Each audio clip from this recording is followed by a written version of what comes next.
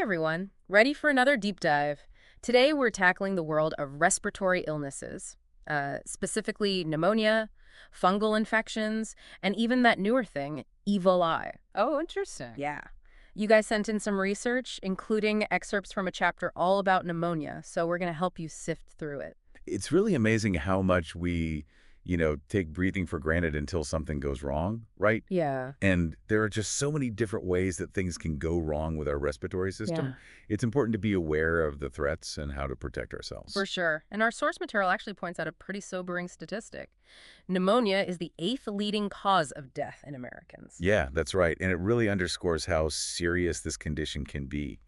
We often think of pneumonia as like a single disease, Right. but it's actually a whole category of illnesses with a ton of different causes and effects. So let's unpack this a little. What's actually happening in the lungs when someone has pneumonia? So basically, pneumonia is an inflammatory process. It affects the gas exchange units in your lungs, those tiny air sacs called alveoli. Right. They're responsible for getting oxygen into your bloodstream. But with pneumonia, instead of being filled with air, they fill up with fluid, red blood cells, and white blood cells. So it's almost like your lungs are drowning instead of breathing. Exactly. And this is especially dangerous for people who already have existing conditions like COPD or asthma. Okay. Or if you're a smoker. Anything that weakens your lungs' defenses basically makes you more susceptible. So it's not just about, avoiding germs. It's about protecting your lungs from a whole range of threats. Exactly. What other things put people at risk for pneumonia? Well, things like heart disease, diabetes, a compromised immune system, those can all make you more susceptible. So we know it's serious, but what actually causes it? I think a lot of people just assume it's a bacterial infection, right? Yeah, that's a common misconception. Is it? Bacteria are definitely a major player, but pneumonia can also be caused by viruses, fungi, protozoans, parasites, you name it, even tuberculosis. Wow, that's quite a list. And there's more. Even something like aspirating and accidentally inhaling food or liquid into your lungs that can cause pneumonia too. Oh, wow. And certain irritants like chemicals can also be a trigger. Okay, so we've got bacteria, viruses, fungi, aspiration, irritants. I'm guessing this means there are also different types of pneumonia? You got it. Because there's so many different causes, there are also different types. Okay. Like, for instance, bronchial pneumonia, that one affects the bronchi, the airways in your lungs. Then there's lobar pneumonia, which affects a whole lobe of the lung. And interstitial pneumonia, that one affects the spaces between the air sacs. Is that where walking pneumonia comes in? Oh, good one. I've heard that term, but I'm not really sure what it means. So walking pneumonia is basically a milder form of pneumonia. It's often caused by a bacteria called Mycoplasma pneumonia. And people with it might have symptoms, but they don't feel sick enough to, stay in bed. So they're literally walking around with pneumonia, potentially spreading it. Exactly. And it's highly contagious, especially among, children and young adults in those high-traffic areas. Yeah, like crowded classrooms. Exactly. Or dorms. Yikes. All right, so we've got different types of pneumonia based on what part of the lung is affected. Are there also different types based on how you get it? Yes. We can distinguish between community-acquired pneumonia, or CAP, and healthcare-associated pneumonia, or HAP. So CKP is the one you might just pick up going about your daily life. Exactly. Through social contact, the kind of exposure you might get at work, school, public transportation, that kind of thing. Okay, and HAP is more likely in a hospital setting. Right. It develops after someone has been admitted to a hospital, often linked to, procedures or treatments. That kind of weaken the immune system? Exactly. Or introduce bacteria into the body. So it sounds like HAP might be caused by different bacteria than CAT. Yeah, often. So let's look at some of the specific bacteria that cause CAP. Okay, what are the usual suspects? Right. The most common culprit is Streptococcus pneumonia. Okay. It's responsible for a whopping 80% of bacterial pneumonias. 80%, that's a lot. It is. Fortunately, this type is usually sensitive to penicillin, so that makes it easier to treat. Okay. It spreads through the air, often through, coughing or sneezing. Right. And it can be a major trigger for acute exacerbations of chronic bronchitis. Making an existing condition even worse. Exactly. So we've got Streptococcus pneumonia as a big player. What other bacteria should we be aware of? Another common one, especially in children and immunocompromised individuals, is Staphylococcus aureus, and its close relative, Staphylococcus epidermidis. I've heard of MRSA. Is that related to this? You got it. Yeah. MRSA stands for methicillin-resistant Staphylococcus aureus, Yeah. and it's a major concern, especially in hospitals. These bacteria can spread through the air and through direct contact, and they're actually the most common cause of HAP. So it's not just what you breathe in, it's what you touch, too. Exactly. Hand hygiene is so important in preventing the spread of these infections. All right, good reminder. What other bacterial bad guys are out there causing CAP? Well, there's Haemophilus influenza. This one's tricky because it's actually part of the normal flora in your pharynx. Wait, so something that normally lives in our throats can turn against us? Absolutely. And there are actually 6 different types of Haemophilus influenza. We'll talk about one specific type a little later in our deep dive. A little mystery. Yeah. But this one can also cause acute exacerbations of chronic bronchitis and COPD. Okay. And it's particularly dangerous for people with weakened immune systems like those with B-cell or splenic dysfunction or HIV. So again, it seems like a lot of these bacteria take advantage of existing health conditions to wreak havoc. You're absolutely right. And age is also a big risk factor, with people 65 and older being particularly vulnerable. Okay. So why is that? Well, one reason is the increased risk of aspirating oropharyngeal secretions and gastric content. Ah, especially if there are swallowing difficulties. That brings us back to aspiration pneumonia, right? Can you elaborate on that a bit more? Of course. Aspiration pneumonia happens when material from the stomach or upper respiratory tract gets into the lower airways. So, like food or liquid, even vomit. Yep, that kind of thing. Yeah. It's a major cause of anaerobic lung infections, Anaerobic. meaning infections caused by bacteria that thrive in environments without oxygen. What's tricky about aspiration pneumonia is that it can be easily missed in the early stages. Wow. So how does this actually happen? What are the mechanics of it? Well, the aspirated material basically triggers a progressive inflammation in the lungs. Okay. That starts about 12 to 26 hours after the event. And the type of aspiration pneumonia depends on what's aspirated.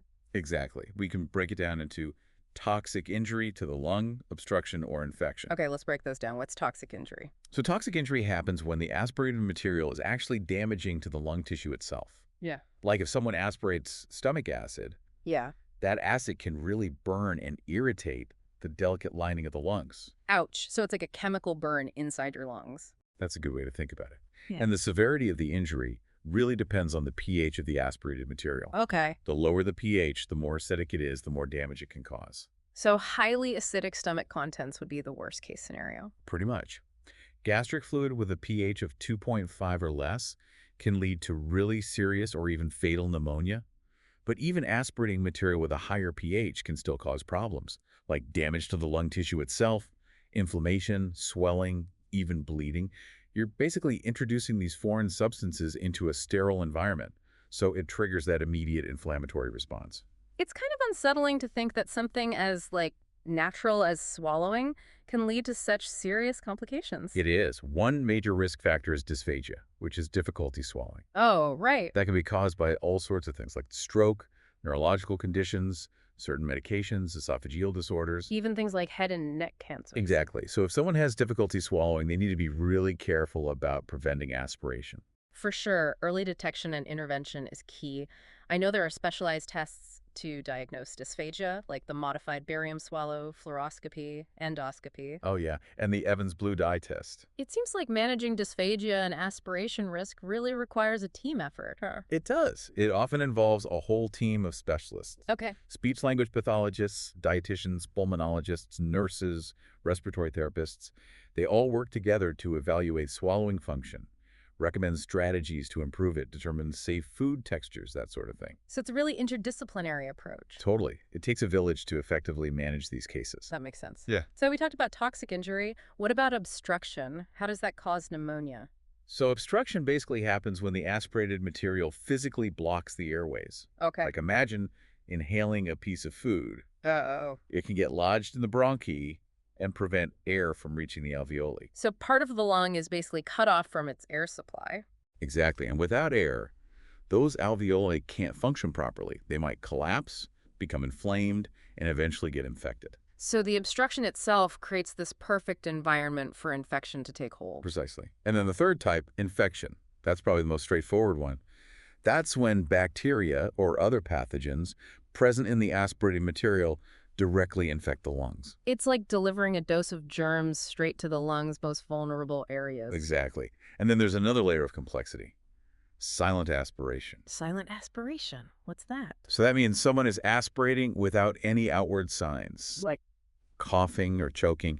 It can go totally unnoticed, which is obviously super dangerous. Someone might not even realize they're aspirating until they develop some serious complications. Wow, that's scary.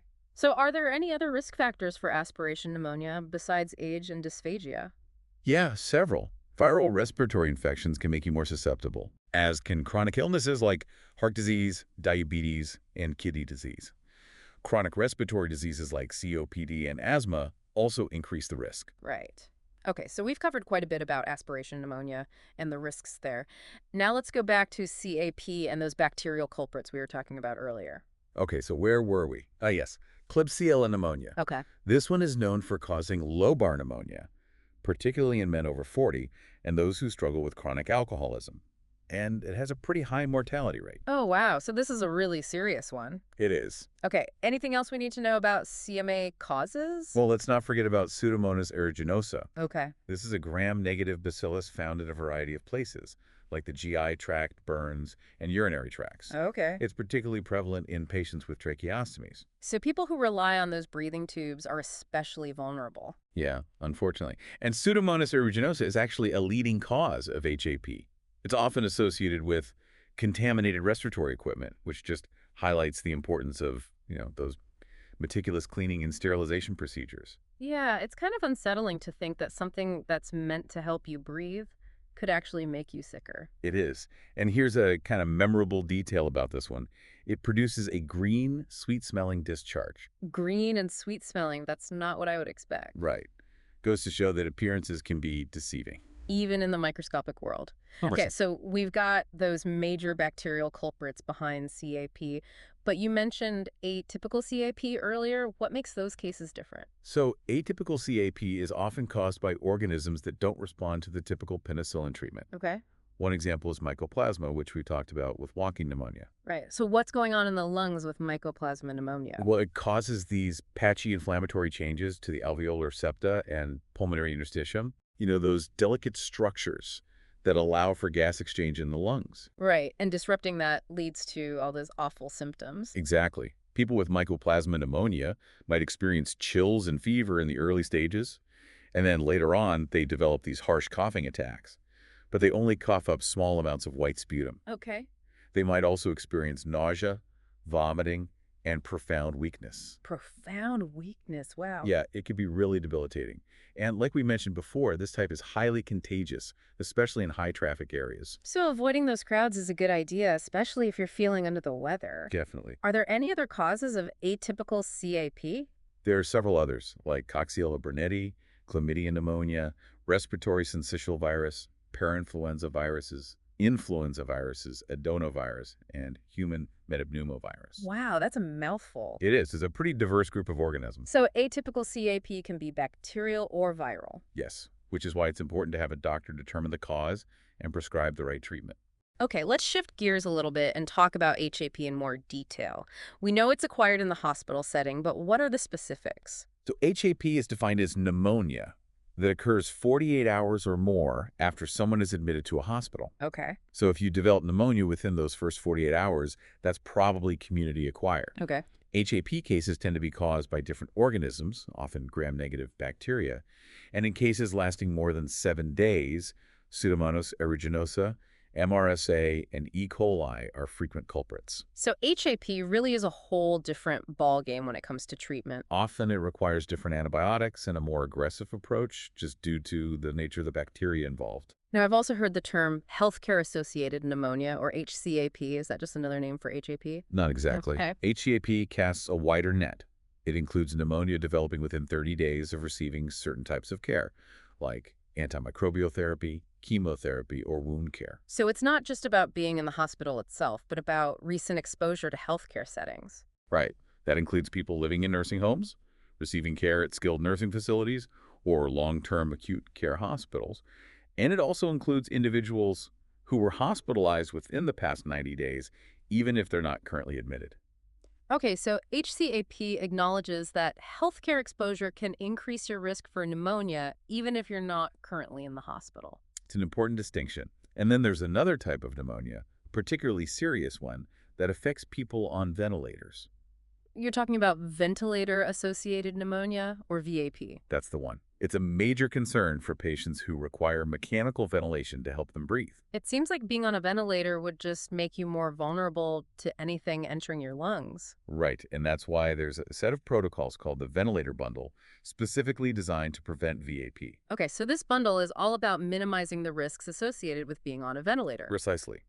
And respiratory therapists play a key role in implementing these preventative measures. So what all is included in this bundle? Well, it includes things like meticulous hand hygiene, really being careful about that. Right. Monitoring sputum cultures to detect any potential infections early on. Carefully managing the pressure in the ventilator's cuff, keeping the head of the bed elevated. Oh. Providing diligent oral care, using suction catheters that are changed every 72 hours. Wow. And avoiding routine changes of the ventilator circuits unless they're visibly soiled or not working properly. That's a lot to keep track of. It is, but every step is crucial in protecting those vulnerable patients. Yeah. Okay, so I think we've covered the major types of pneumonia related to healthcare settings, but we also need to talk about chronic pneumonia, right? Yes, chronic pneumonia is different from those acute types we've been talking about. It's typically a localized lesion in the lung without involvement of the regional lymph nodes. So it's more contained? In a way, yes. Mm. It's often characterized by the formation of granulomas, which are these clusters of inflammatory cells. They form in response to an irritant or infection. You can see them in a variety of lung conditions, including chronic pneumonia, HIV, and tuberculosis. So it's kind of like a long-term smoldering inflammation in the lungs. Yeah, that's a good way to put it. It's not as acute or dramatic as some of those other types, but it can still cause significant damage over time. Right. Okay, I'm starting to feel like I have a much better grasp of pneumonia, but we need to talk about fungal diseases too, right? We do. Fungal diseases are another category of respiratory illnesses that can be really serious. Okay. They can affect the lungs in a similar way to pneumonia, with inflammation and consolidation of lung tissue. Making it hard to breathe. Exactly. Okay, before we get into those fungal foes, can we take a step back and consider like the broader impact of all these respiratory illnesses on the structure of the lungs? Absolutely. We've been talking a lot about inflammation, but these conditions can cause a lot more than just swelling. They can actually alter the structure of the lung tissue itself, Oh, wow. leading to a bunch of long-term problems. So it's not just about fighting off the infection, it's about the lasting damage that can be left behind. Exactly. What kind of structural changes are we talking about? Well, we've touched upon alveolar consolidation. That's the solidification of the air sacs. This can be a temporary effect of inflammation, but it can become permanent if the damage is severe enough. So it's like the air sacs become scarred and stiff. That's a good way to picture it. Yeah. And that scarring, called fibrosis, can make it really hard for the lungs to expand and contract properly. Almost like trying to breathe through a stiff sponge. Yeah, exactly. And we've also talked about damage to the alveolar capillary membrane. Right, right. Well, remember, that membrane is incredibly important because that's where the exchange of oxygen and carbon dioxide takes place. Right. It's like a very delicate mesh that allows those gases to pass back and forth. When it's damaged, it can become leaky and lead to fluid buildup in the lungs. So even if you survive the initial infection, you could be left with these chronic breathing problems because of damage to this essential membrane. Exactly. And then there's the formation of cavities within the lung tissue itself. Oh, wow. Those cavities can be filled with air, fluid, or pus, and can make the lungs more susceptible to further infections. So it's almost like having these weak spots in your defenses, making you more vulnerable to future attacks. That's a great analogy. And those cavities can interfere with the normal expansion and contraction of the lungs, too. Oh, wow. This is starting to paint a pretty grim picture. Is there anything that can be done to prevent these structural changes from happening in the first place? That's the million-dollar question, and it's where prevention becomes absolutely crucial. But before we get into that, let's get back to those fungal diseases. Ready to dive in? Oh, I'm ready. Give me all the details on those fungal foes. All right, well, some of the more common ones include histoplasmosis. It's also known as Ohio Valley fever. Then there's coccidioidomycosis, sometimes called San Joaquin Valley fever, and blastomycosis, which is often referred to as Chicago disease. Those names make them sound like something out of like a horror movie or something. Right. They are often diagnosed through Fungal culture, stain, serology, or direct visualization, under a microscope. Okay, so how do they affect the lungs specifically? Well, they can invade the lungs and cause inflammation and infection. The infection often appears as a kind of frothy, yeast-like substance that affects the pulmonary capillaries, the interstitium, and the alveolar epithelium. This can lead to consolidation, Consolidation. which is basically a solidification of the lung tissue. Okay, so it's similar to pneumonia in that the lungs are filling up with something other than air. That's right. And just like with pneumonia, there are different types of fungal diseases that can affect the lungs. We also have to consider yeast pathogens, like the one that causes thrush. Right, thrush, that white coating you can get in your mouth. So yeast can affect the lungs as well. It can. And it's particularly dangerous for people with weakened immune systems because it makes them more vulnerable to these opportunistic infections. Okay, so speaking of weakened immune systems, who's most at risk for these fungal lung infections? Anyone with a compromised immune system is more vulnerable to opportunistic infections in general, including fungal diseases. Okay. So this could be people with HIV, those undergoing chemotherapy, or anyone taking immunosuppressant medications. They're susceptible to a whole range of other opportunistic infections too, including Pneumocystis jirovecii, Mycobacterium avium complex, invasive aspergillosis, candidiasis, and many others. Wow, that is a long list. It is. And it just highlights how important it is to protect these vulnerable individuals from exposure. Okay, so we've covered pneumonia, fungal diseases. What about that EVALI condition you mentioned in the beginning? What's the story there? Okay, so EVALI stands for e-cigarette or vaping product. Use-associated lung injury. So it's specifically linked to vaping. Yes, and it's become a pretty significant public health concern in recent years. So what's in these vaping products that's causing the problems? Well, that's where it gets interesting.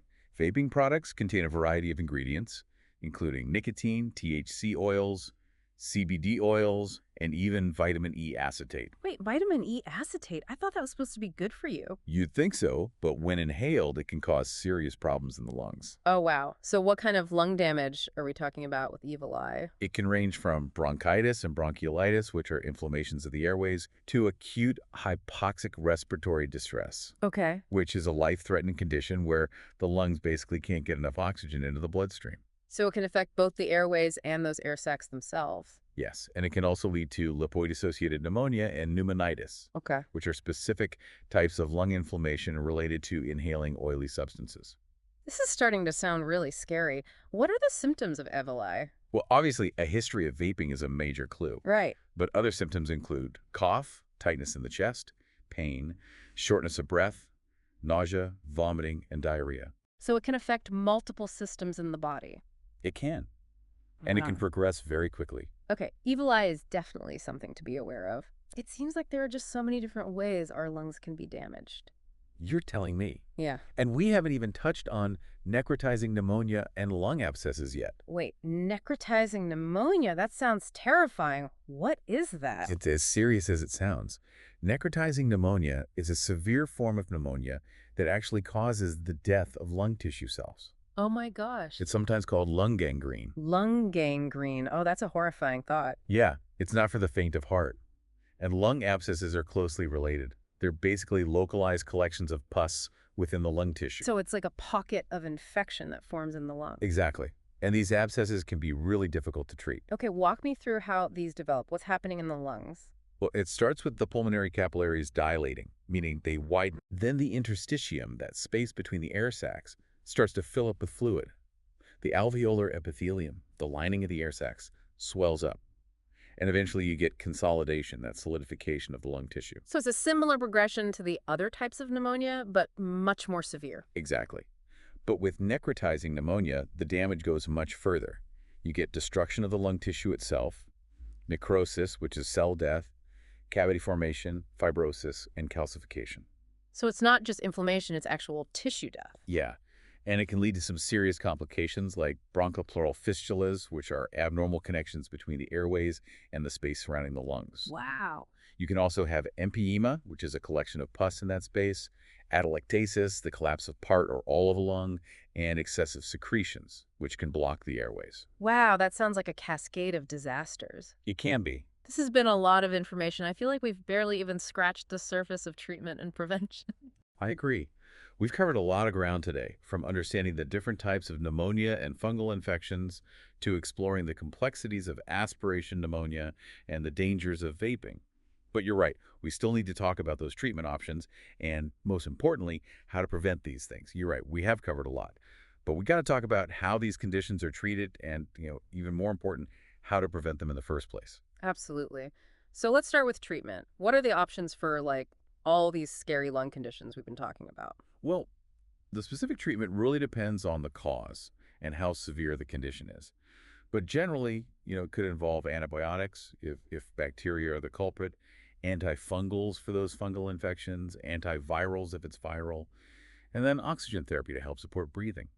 Sometimes you might also need lung expansion techniques to help reinflate collapsed areas of the lung, Yeah. and then airway clearance techniques to remove mucus and secretions. So it's really a multi-pronged approach to address both the infection and any damage that's been done. Exactly. And in some cases, a procedure called thoracentesis might be necessary. Thoracentesis, what is that? Basically, it's a procedure where a needle is inserted into the pleural space. Okay. That's the area between the lungs and the chest wall. And it removes any fluid that's built up there. So it's like draining the fluid that's surrounding the lungs. Yeah, that's a good way to think about it. Yeah. And the fluid that's removed can actually be analyzed. It gives more information about what's causing the lung problem in the first place. Oh, wow. They look at the color, the odor, the red blood cell count, protein levels, glucose levels, levels of something called lactic dehydrogenase, that's LDH, and amylase levels. Okay. They check the pH, and then they perform stains and cultures to see if there are any bacteria or other pathogens. Wow, it's amazing how much information they can get from that fluid. It is. Okay, so treatment options, got it. But I'm really interested in prevention. What can people do to protect themselves from these respiratory illnesses? That is such an important question. Prevention is key, and there is so much you can do to reduce your risk. Okay, give me the rundown. Okay, first and foremost, vaccination. We have vaccines for several of the bacteria and viruses that cause pneumonia, Okay. like Streptococcus pneumonia and influenza. Getting vaccinated can seriously reduce your risk of getting these infections. So those routine vaccinations are important, even for adults. Absolutely. And then beyond vaccines, just practicing good hygiene. This is super important, especially during cold and flu season. Right, the basics. The basics. Wash your hands a lot, cover your coughs and sneezes, stay home when you're sick so you don't spread those germs. Good reminders for everyone. But what about people who are at higher risk, like those with weakened immune systems or chronic lung conditions? Is there anything extra they can do to protect themselves? Yeah, they might need to take some extra precautions. Things like avoiding crowds, especially during peak illness seasons, wearing a mask in public places, being even more diligent about hand washing. They should definitely talk to their doctor about any additional preventative measures they might need to take too, like maybe even prophylactic antibiotics in some cases. So it's really about being proactive and working with your doctor to manage your individual risks. Absolutely. And, it's important to remember that even if you do everything right, you can still get sick. That's why early detection and treatment are so crucial. Okay, so let's say someone starts experiencing symptoms like cough, shortness of breath, chest pain, fever. What should they do? Don't wait. They should seek medical attention right away. Don't try to tough it out or self-treat. Early diagnosis and treatment can really make a huge difference. Now, earlier you mentioned that there was a specific type of Haemophilus influenza that we discussed before. Are you ready to reveal the mystery? I am. It might surprise you. The type we talked about before is Haemophilus influenza type B. Huh. Hybe, you got it. The one that causes meningitis, especially in young children. Exactly. We discussed it in a previous deep dive on meningitis. Just goes to show these bacteria can cause a whole range of different illnesses depending on, where they invade the body. Yeah, it's amazing how interconnected everything is in the human body. One bacteria can cause such different problems just depending on where it takes hold. For sure. And, it really underscores the importance of understanding these connections and taking, that holistic approach to health. Yeah. And going back to those long-term consequences, it's not just about structural changes in the lungs. These illnesses can really impact your daily life, too. That's a really important point. It's not just about surviving the illness, but about, living well afterwards. Right. Imagine struggling to catch your breath, like every time you walk up a flight of stairs, or having to give up activities you used to enjoy because you're dealing with constant coughing or fatigue. Yeah, it's heartbreaking to think about the limitations these conditions can cause. It is. And it's why we need to do everything we can to prevent them. and to provide support for those living with long-term effects. So it's not just about treating the physical symptoms, it's about addressing those emotional and social impacts as well. Absolutely. Respiratory illnesses can take a toll on mental health, relationships, overall well-being, so it's really important to provide support and resources. It's a good reminder that healthcare is about so much more than just treating the disease. It's about caring for the whole person. I couldn't agree more. And that brings us back to that interdisciplinary team we talked about earlier. Right. It really does take a village. So many different specialists working together. Doctors, nurses, respiratory therapists, speech-language pathologists, dietitians, mental health professionals, social workers. A lot. All to address the needs of patients with these respiratory illnesses. It really is. And it just shows how respiratory health is connected to so many other aspects of our lives. Well, this has been an incredibly insightful deep dive. I feel like we've gone from the microscopic level of bacteria and viruses all the way to the broader, societal implications of these respiratory illnesses. I agree, and I hope it's empowered you with a deeper understanding of these conditions and, how important it is to really take a proactive approach to respiratory health. I know, I've learned a lot. You've helped me connect the dots between all these seemingly disparate pieces of information, and that's what I think makes this deep dive so valuable. Glad to hear it. It's been a pleasure exploring these topics with you. So to all our listeners out there, breathe deep, breathe easy, and stay curious. And until next time, keep exploring the fascinating world of health and science. Now, before we wrap up completely, are there any other lifestyle changes people can make just to reduce their risk of developing these respiratory illnesses in the first place? Oh, good question. Not smoking is a big one. Smoking damages the lungs and makes them more susceptible to infections. Maintaining a healthy weight, eating a balanced diet, getting regular exercise, all those things can help boost your immune system. So it's really about looking at the big picture, taking care of yourself in all aspects of your life. Exactly. Everything's connected. And there's one more thing I want to mention. We've talked about the physical and emotional impact of all this, but there's also, the financial burden that comes with these illnesses. Oh, that's a good point. Medical bills, lost wages from missing work, the cost of ongoing care, that can really add up. It's huge. And, it just adds another layer of stress and anxiety on top of everything else. Absolutely. So advocating for, affordable healthcare and policies that support respiratory health are important too. So important. It's really about recognizing that this is a public health issue. It affects all of us. Yeah, for sure. We all need to support research and resources, that are dedicated to better prevention, treatment, better outcomes for everyone. Exactly. Yeah. And, this circles back to what we were saying before about patient empowerment. People need to understand the risks, what they can do to prevent these things, and how important it is to, get medical help early on. Be proactive and advocate for your own health. Exactly. Knowledge is power, right? Right. Yeah. The more we all understand, the better equipped we are to deal with this stuff. Well, this has been seriously eye-opening. We've covered so much, from the tiniest bacteria and viruses all the way to the broader impact of these respiratory illnesses. We have. And I hope you all have a better appreciation for how complex and, honestly, how fragile our respiratory systems really are. I know, I've learned a ton today. You really helped me connect the dots between all this information, and that's what I think makes these deep dives so great. Well, I'm glad to hear that. It's been great exploring this with you. Absolutely. So to all our listeners out there, breathe deep, breathe easy, and stay curious. And until next time, keep on exploring that fascinating world of health and science. Thanks for joining us on this deep dive. We hope you learned something new and feel empowered to ask more questions about your own respiratory health. Stay healthy, everyone.